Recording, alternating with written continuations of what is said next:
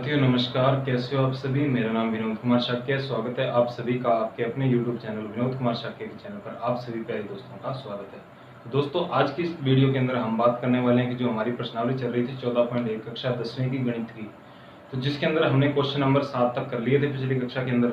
आज की इस क्लास के अंदर हम क्वेश्चन नंबर 8 की बात करते हैं। तो देखिए, हमें जो क्वेश्चन नंबर 8 वो क्या दिया हुआ है, इसके बारे में अब हम बात करते हैं। तो क्वेश्चन नंबर देखो 8 इसके अंदर दिया हुआ है आपको कि किसी कक्षा अध्यापिका ने पूरे सत्र के लिए अपनी कक्षा के 40 विद्यार्थियों की अनुपस्थिति निम्नलिखित रूप में रिकॉर्ड की। एक विद्यार्थी जितने दिन अनुपस्थित रहा उनका माध्य ज्ञात कीजिए। तो यहाँ पर अब हमें क्या ज्ञात करना है, माध्य ज्ञात करना है। तो क्वेश्चन नंबर हमारा ये कितना है, 8वां। तो प्रश्नावली हमारी चल रही है 14.1, जिसका क्वेश्चन नंबर हम 8 करने जा रहे हैं। जो कक्षा हमारी कितनी है, 10वीं, और विषय हमारा कौन सा है, गणित। तो देखिए, इसके अंदर हमें क्वेश्चन नंबर जो 8 दिया हुआ, किस प्रकार से इसमें सारणी दे रखी है। तो देखो, सबसे पहले दिया हुआ है कि इसके अंदर जो दिनों की संख्या, तो हमें सबसे पहले दे रखा है दिनों की संख्या। तो यहाँ पे हम क्या लिखते हैं, सबसे पहले दिनों की संख्या, दिनों की संख्या। तो दिनों की संख्या में हमें क्या क्या दे रखा है वो सबसे पहले हम लिख लेते हैं। तो दिनों की संख्या, देखो किसी भी क्वेश्चन को आप बड़े ही आराम से किया कीजिए। कभी भी क्वेश्चन को करते हैं जल्दबाजी नहीं करनी चाहिए।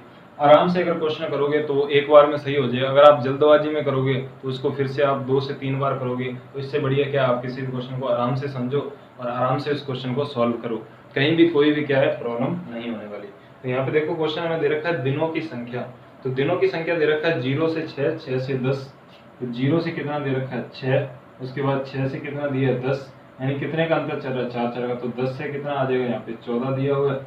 14 से कितना दिया हुआ, 20। उसके बाद हमें दे रखा है यहाँ पे 20 से 28, 28 से 30, 20 से 28। उसके बाद यहाँ पे 28 से 38, 28 से कितना दिया हुआ, सीधा 38। उसके बाद दिया हुआ हमें 38 से 40, 38 से कितना हो गया यहाँ पे 40। तो देखो, इसके अंदर हमें जो क्वेश्चन दे रखा है, तो इसमें देखो आपको क्या क्या दे रखा है। तो सबसे पहले दिया हुआ देखो 0 से 6, उसके बाद दिया 6 से 10, फिर दिया आपको 10 से 14, उसके बाद दिया 14 से 20, फिर 20 से 28, उसके बाद 28 से 38, और उसके बाद 38 से 40। तो इसमें देखो आपको असमान वर्गांतर दिए हुए, यानी कि इसके अंदर जो वर्गांतर, वर्ग अंतराल जो है वो आपको क्या दिया हुआ है, असमान दिया हुआ है। यानी इसके अंदर जो वर्ग अंतराल है वो क्या है, समान नहीं है। उसके बाद दिया हुआ है आपको यहाँ पे विद्यार्थियों की संख्या। तो यहाँ पे दिनों की संख्या के बाद आगे आपको क्या दे रखा है, यहाँ पे विद्यार्थियों की संख्या। तो देखो, अगला कॉलम जो हमें बनाना है, इसके अंदर दे रखा है विद्यार्थियों की संख्या, विद्यार्थियों की संख्या। तो विद्यार्थियों की संख्या को हम क्या मानते हैं, f। तो विद्यार्थियों की संख्या हमें क्या दे रखा है, देखो इसके अंदर। तो विद्यार्थियों की संख्या जो हमें दे रखी है, तो वो इस क्वेश्चन में दे रखी है आपको 11, 10, 7, 4, 11, 10, 7, 4।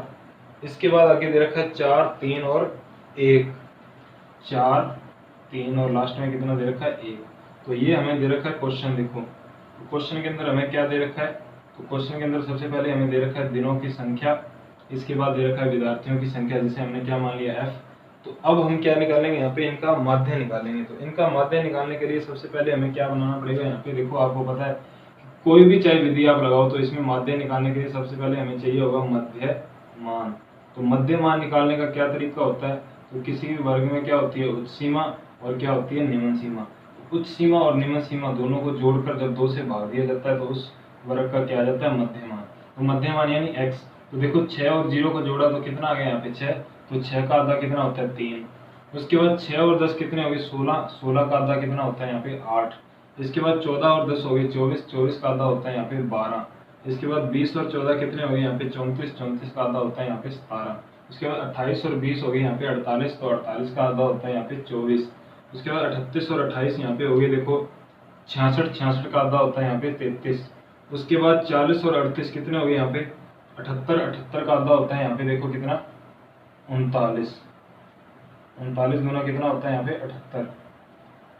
तो ये देखो आपके सामने क्या आ गया, यहाँ पे x का मान आ गया। तो सबसे पहले हमने x का मान यहाँ पे निकाला, देखो 3। उसके बाद निकाला है 8। इसके बाद निकाला हमने 12। उसके बाद निकाला 17। 17 के बाद निकाला हमने 24। 24 के बाद 33 और 33 के बाद 39। अब इसके बाद देखो इसमें जो मध्यमान जो x आया वो अलग अलग है, क्योंकि इसमें वर्गांतर भी क्या दे रखा है, अलग अलग दिया हुआ है। तो इसके बाद अगला जो कॉलम हम बनाएंगे तो वो कॉलम हमारा कौन सा बनेगा, तो अगला कॉलम हमारा बनेगा यहाँ पे dx। तो dx बराबर क्या होता है, x माइनस ए। तो a बराबर, अब देखो a हमें क्या होगा यहाँ पे मानना पड़ेगा, तो a हमें मानना पड़ेगा। तो a हम इसमें से कोई भी एक क्या बीच की संख्या मान लेते हैं।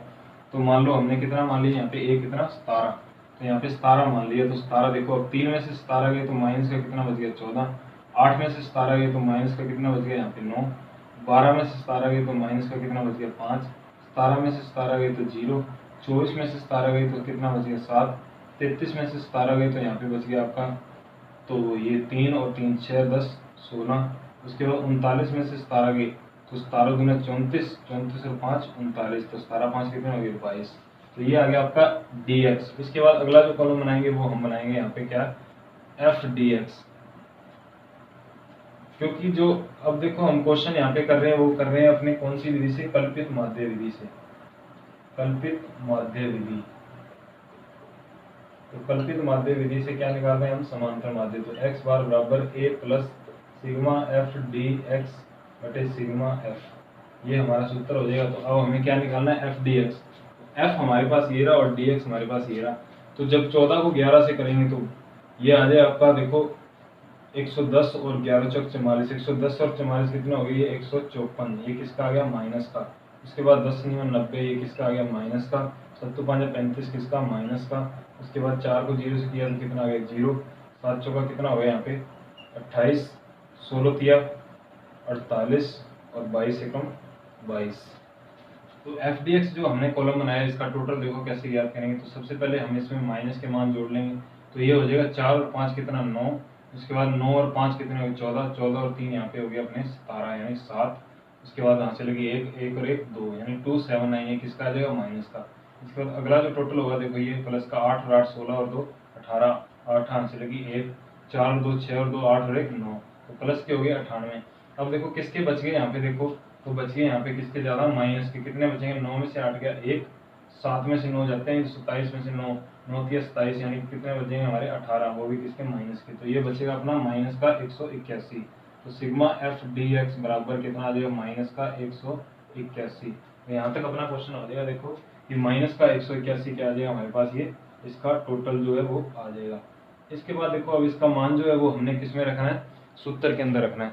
तो सूत्र के अंदर जब हम मान रखेंगे तो सूत्र में कैसे रखेंगे, तो सूत्र हमारा बनता है कि x बार बराबर a plus sigma F D x बटे सिग्मा एफ। तो a का मान कितना है, देखो हमने माना था यहाँ पे 17 plus sigma F D x कितना आया माइनस का 181 और सिग्मा एफ, तो सिग्मा एफ का टोटल हम कर लेते हैं देखो यहाँ पे। तो ये हो जाएगा आपका देखो 10 और 11 21, 21 और 7 ये हो गया आपका 21 और 7 यहाँ पे 28, 28 और 4 32, 32 4 36, 3 39 और 1 40। तो सिग्मा एफ बराबर हो गया ये हमारा 40। तो देखो इसके अंदर हमने कितना रख लिया ये 40। उसके बाद देखो 17 का 17 आ गया प्लस, अब 181 को किससे भाग देना 40 से, तो हम भाग कर लेते हैं। देखो 181 को भाग देना किससे 40 से, तो 181 को भाग किससे देना 40 से। तो देखो कैसे भाग दिया जाएगा, तो यहाँ पे भाग दे लेते हैं। तो देखो 4 का पहाड़ा तो 4 चौके 16 यानी कि कितने में जाएगा 4 पे, ये कितना आ जाएगा 160, ये बच गया 1, ये बच गया 2 और ये 0। तो इसके बाद पॉइंट लग जाएगा हमारा कितना आ गया ये 4। तो 8 5 कितने होते हैं 40, लेकिन यहाँ पे कितना आ जाएगा 4 5 20 यानी 5 पे जाएगा तो 4 5 20 कितने हो गए 200, तो ये बच गया 10, पॉइंट लगा 0। 4 दूनी कितना हो गया 8 यानी कि हमारा ये कितना आ गया 80, तो ये बच गया 20। उसके बाद पॉइंट लगा हुआ है 0 उतार रखी है अपनों ने, यानी कि एक और उतार लेंगे तो ये हो जाएगा। तो 4 5 20 यानी कितने पे चला जाएगा 200 पूरा आ जाएगा। तो ये आ गया अपना 4 पॉइंट, देखो अब यहाँ पे क्या आएगा प्लस माइनस माइनस 4.525। अब देखो 17 में से हमने कितना घटाना है 4.525, 525 पॉइंट 0 0 और 0। तो यहाँ से 10 में से 5 गए 5, यहाँ रह गया 9, 9 में से 2 गए 7, यहाँ रह गया 9, 9 में से 5 गए 4 पॉइंट, यहाँ रह गए 6, 6 में से 4 गए, तो ये बच गया आपका 2 और ये 1। तो ये इसका आंसर आ जाएगा 12.475।